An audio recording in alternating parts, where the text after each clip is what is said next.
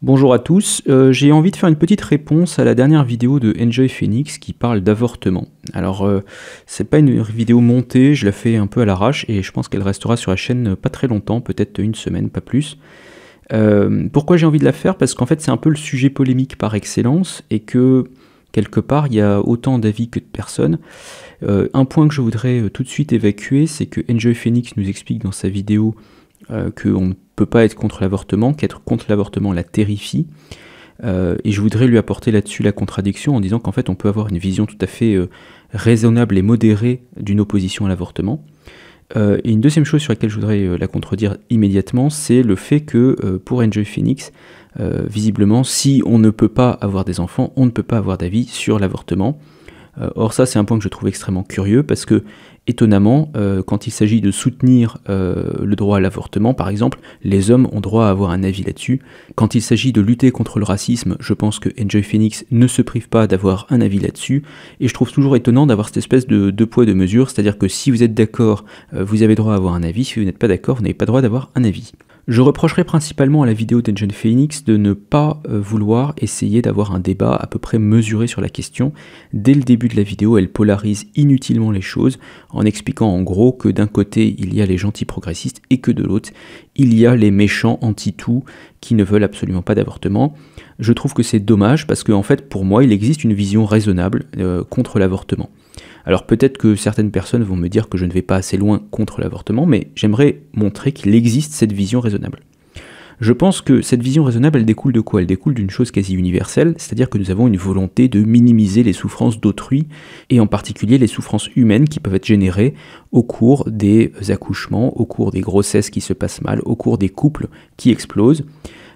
Et donc, quelque part, cette volonté universelle de minimisation des souffrances, elle nous conduit à nous interroger sur la souffrance potentielle générée par un avortement.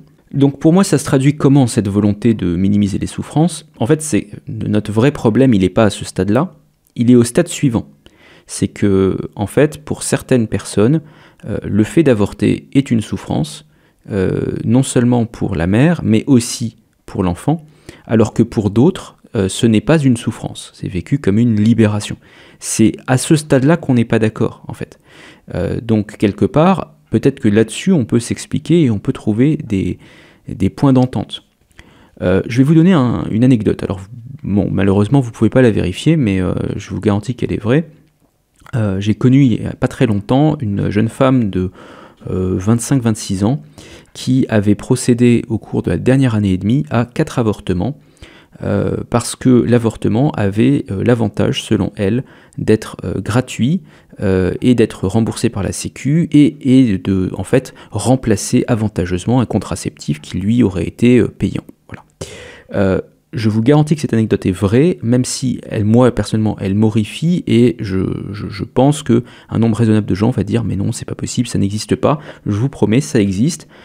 Donc un cas comme ça, moi par exemple, je suis désolé, mais je trouve qu'il est légitime de questionner un accès complètement dérégulé à l'avortement. On a le droit de dire que peut-être qu'un avortement c'est quelque chose qui peut arriver une fois dans une vie, et que ce n'est pas quelque chose qu'on va reproduire à l'infini. Ça c'est un exemple. Un autre exemple, c'est que, évidemment, je pense que des gens qui sont raisonnablement contre l'avortement sont capables d'admettre quelques exceptions. Quel genre d'exception? Si par exemple la mère est en danger physique au cours de la grossesse, il peut être raisonnable de se dire qu'il vaut mieux sauver au moins la mère plutôt que de potentiellement risquer de perdre la mère et l'enfant. Et je pense que cette position a toujours été tenue. D'ailleurs, je vous renvoie par exemple à l'accouchement de Marie-Louise au cours du Premier Empire, aux alentours de 1810, si ma mémoire est bonne.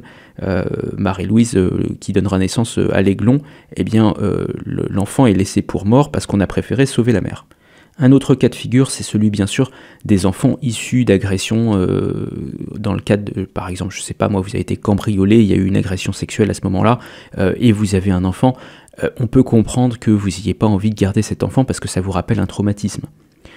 Voilà, donc ça c'est des exemples, je pense qu'il en existe potentiellement d'autres, je ne vais pas faire une liste exhaustive, mais je pense que en fait, là où on n'est pas d'accord avec Enjoy Phoenix de base, c'est que pour moi, une personne qui est opposée à l'avortement n'est pas forcément opposée à l'avortement dans tous les cas, en fait. Là en particulier, elle parle d'un principe constitutionnel. En pratique, on peut très bien considérer que ce n'est pas un droit inaliénable d'avorter, mais qu'il y a un ensemble de conditions qui limitent l'accès et les potentielles dérives de cette pratique. Et donc j'en conclus peut-être par le plus important, pourquoi éviter un maximum d'avortements? Parce que c'est quelque part, c'est ça la vraie position des opposants à l'avortement. C'est pas que jamais, au grand jamais, il n'y ait un seul avortement. Le plus souvent, la position des opposants à l'avortement, c'est de dire évitons un maximum d'avortements. Certains vont le justifier en disant que même dès la première cellule, un fœtus est un individu, que c'est un humain, et que à ce titre-là, il mérite à exister, et que parce que en fait, si on avait laissé les choses faire, eh bien cet individu se serait développé, sauf fausse couche ou équivalent. Bon, ça c'est une explication, et c'est une explication qui parle peut-être à une frange, certainement une frange chrétienne, etc. Parce que oui, dès la conception, il y a une marque de la création divine. Les deux catégories précédemment citées représentent à la louche 5% des avortements qui sont réalisés. J'avais lu le chiffre de 93% des avortements qui ne tombaient pas dans ces deux catégories dans une étude britannique d'il y a une dizaine d'années. Si je la retrouve, je vous la mets en description.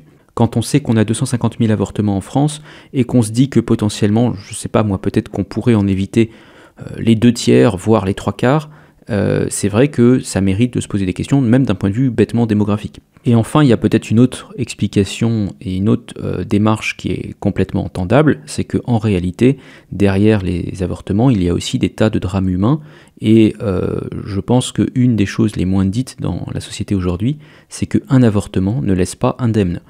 Globalement, il y a des doutes, il y a des angoisses, il y a des regrets, il y a des traumatismes. Il y a des femmes qui vivent extrêmement mal le fait d'avoir avorté. Donc même de ce point de vue-là, je trouve que c'est sain en fait qu'il y ait un débat sur l'avortement, y compris en France, et c'est pour cette raison-là que je regrette que Enjoy Phoenix ait un petit peu massacré le débat en considérant qu'il n'y avait qu'une seule position entendable et qu'aucun argument des opposants à l'avortement ne méritait de figurer dans une discussion. Voilà, je ne vais pas m'éterniser sur ce sujet-là, mais je pense qu'on peut trouver un terrain de discussion constructive, et je vous invite à discuter constructivement avec les éventuelles personnes qui vous parleront du sujet qui va inévitablement occuper l'attention française pendant quelques temps, étant donné les dernières nouvelles de la politique américaine. Sur ce, prenez soin de vous, et puis à bientôt.